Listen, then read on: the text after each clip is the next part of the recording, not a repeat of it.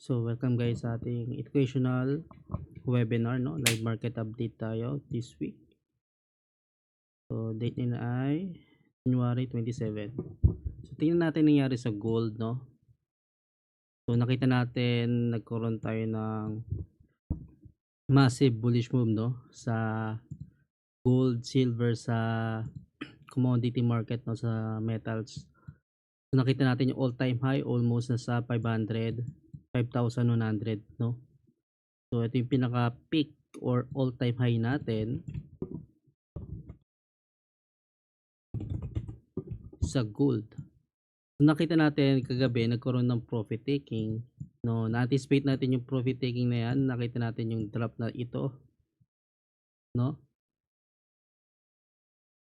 So, normal lang magkaroon ng profit taking or higher time frame pullback, no?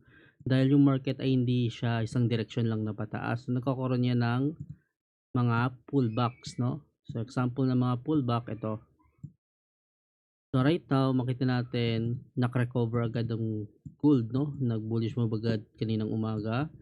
Nakita natin may mga buy signal tayo dito gamit yung ATS. Then nakita natin bumalik siya sa key levels natin sa taas, no? So yung key levels natin for today is parehas lang siya kahapon, no? Makita natin yung price point na ng key level natin is nandito siya sa zone na yan.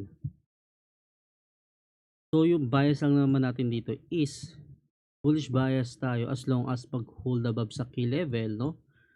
So pero if yung price ay nag-hold below sa key level, no? Halimbawa dito nag-hold below sa key level.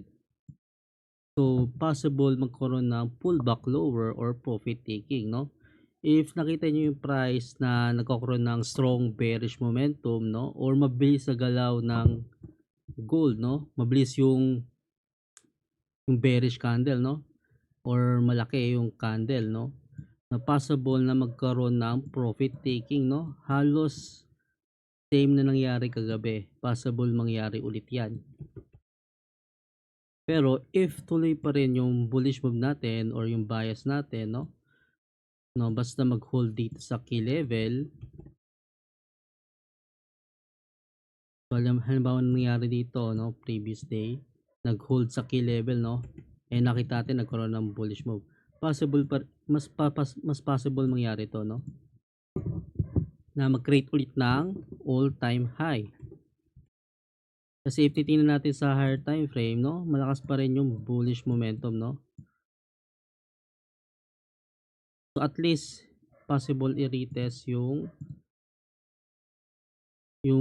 balikan yung previous all-time high, no. Then yung next target is at least yung price point nito. Basta mag-hold tayo sa key level, no, yung dalawang key level natin. Possible ay yung target natin for bullish move, no.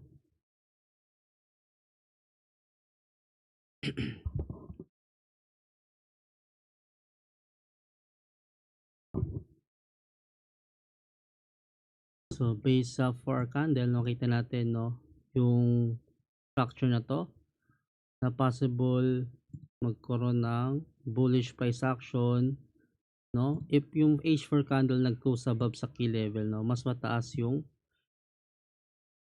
probability na mag-continue ang bullish move, no? Mag-hold above sa key level, no? Mag-close above sa key level, no? Ayun yung mga confirmation natin for bullish bias.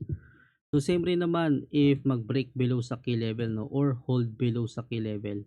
If yung price ay nagkaroon ng rejection dito sa key level, no? So example, nagkaroon ng nag-close below yung H4 candle or H1 candle, 30 minutes candle. So yun yung mga example ng higher time frame candle, pwede natin gamitin. No, mag-close na merong upper wick, no? Example, itong candle, no? Nag-close below or mas prefer natin mag-close dito sa isang candle, sa isang key level, no? So ayun yung confirmation natin na possible na mag-pullback lower. at least i-retest ulit yung key level sa baba, no? So, possible mangyari yan basta mag-hold below sa key level, no? So, dapat sa trading, wag lang tayo mag-focus sa isang bias lang, no? So, alam naman natin na bullish bias tayo sa gold. Pero, take note is overextended na yung galaw ng gold. Tingnan natin sa higher time frame, no? Na ang taas, ang laki ng tinaas, no? Possible mag-profit taking ulit yan na katulad ng nangyari kagabi, no?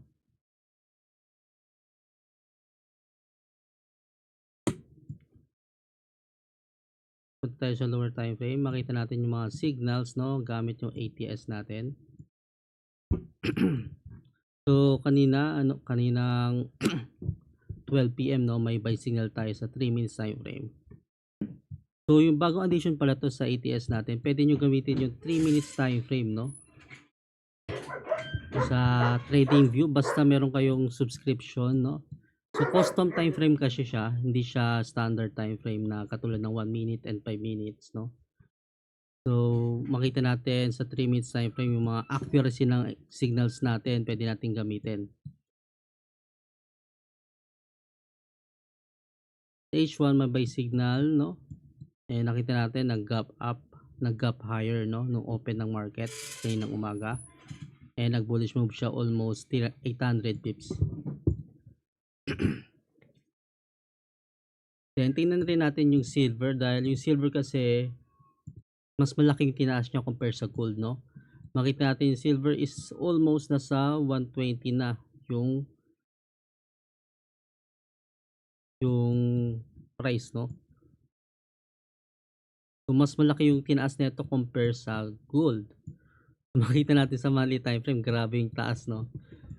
Parabolic na. Then sa gold naman, makita natin, no? Halos same lang naman, pero mas malaki yung tinaas ng silver.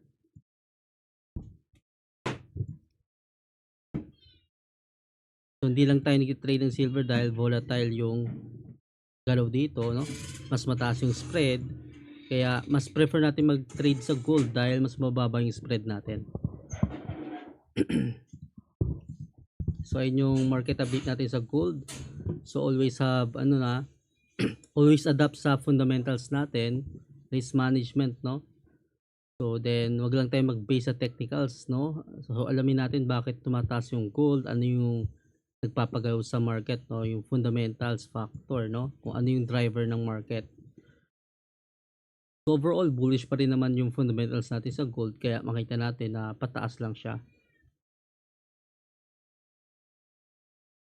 Sa Bitcoin naman, tingnan natin. Naka-recover naman yung Bitcoin, no, sa weekly time frame kasi nag-drop siya, no? Ayan, nag-drop ulit siya. So bearish pa rin yung Bitcoin sa higher time frame, no? Makita natin dito. Nagba-bounce lang siya dito sa 90k price level, no?